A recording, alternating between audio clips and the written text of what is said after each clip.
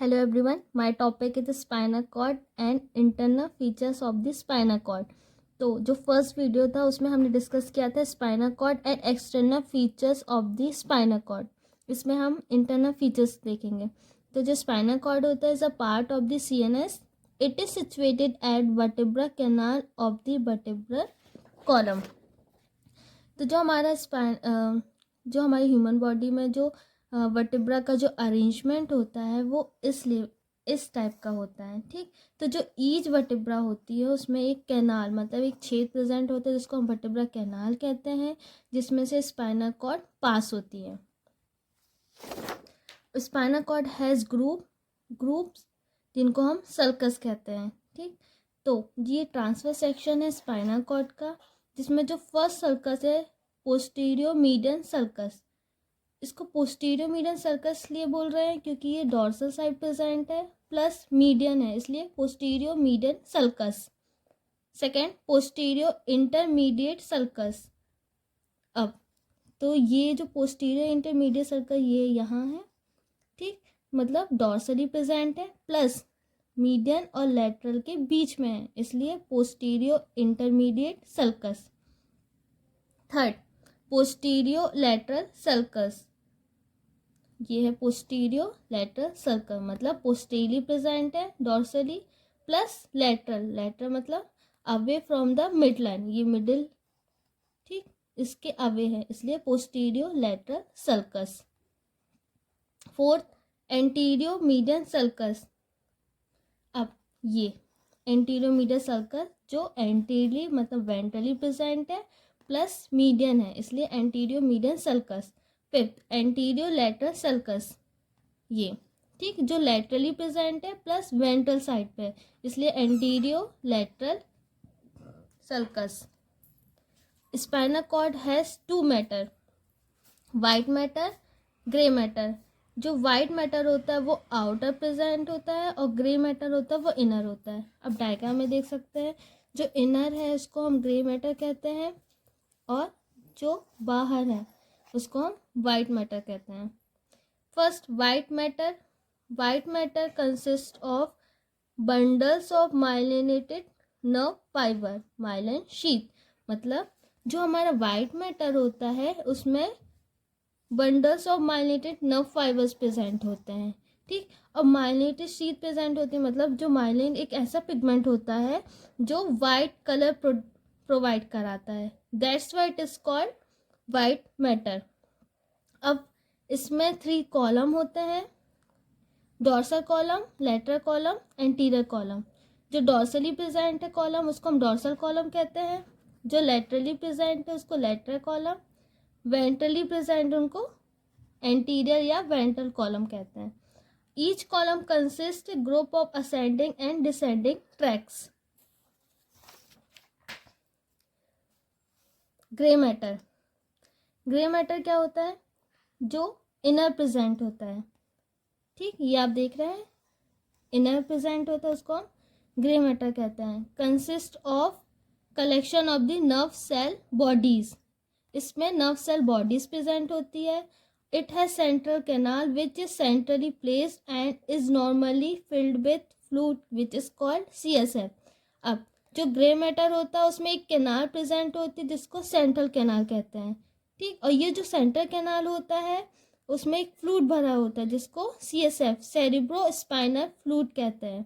अब जो grey matter होता है वो एस शेप का होता है और बटरफ्लाई लाइक स्ट्रक्चर होता है, देख सकते हैं आप। ठीक, अब इसमें जो 2 सेंट्रल मासेस होते हैं ग्रे मैटर के वो कनेक्ट होते हैं एट द मिड लाइन में by the commissure which is equally divided into right and left half.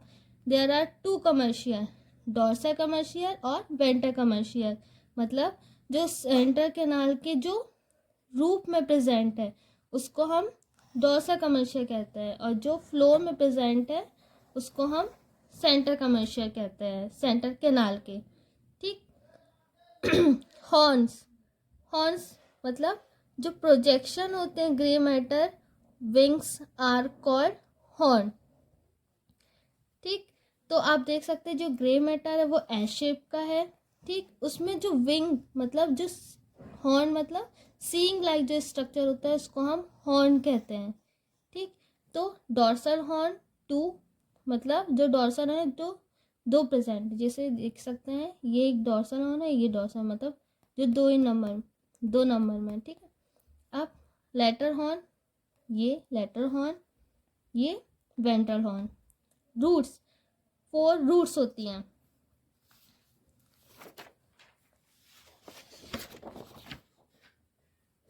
तो रूट्स की बात करते हैं।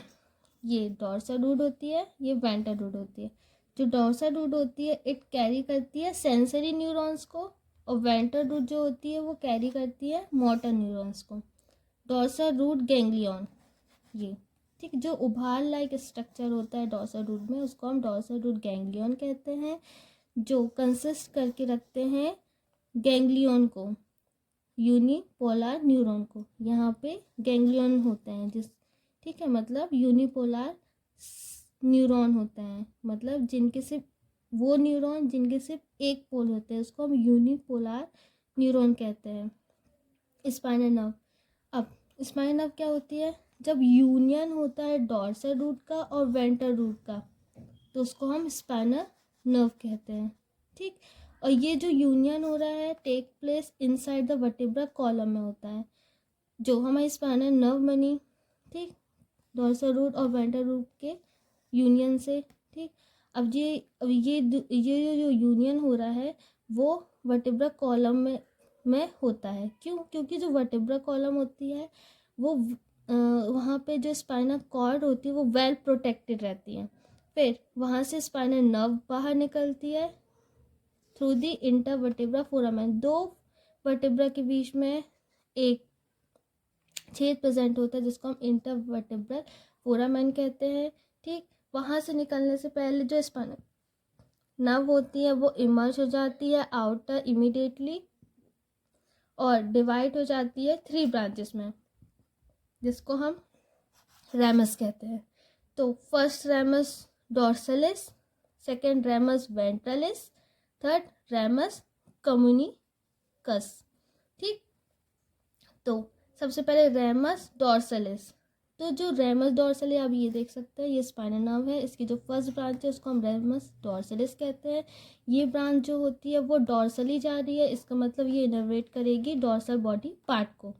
सेकेंड रेमस वेंट्रलिस, ये जो सेकेंड ब्रांच है वो रेमस वेंट्रलिस होती है, मतलब वो ब्रांच जो ventrally part of the body को इनर्वेट करेगी, प्लस ये लेटरल साइड ऑल्सो इनर्वेट करती है। थर्ड रेमस कम्युनिकस, ठीक, मतलब वो ब्रांच जो कम्युनिकेट कर रही है सिंपैथेटिक गैंग्लियन से, ठीक। और सिंपैथेटिक गैंग्लियन क्या होता है, it is a part of the ANS, मतलब autonomic nervous system. Thank you. अगर आपको मेरा वीडियो पसंद आया तो प्लीज़ लाइक करें, सब्सक्राइब करें, शेयर करें। Thank you so much.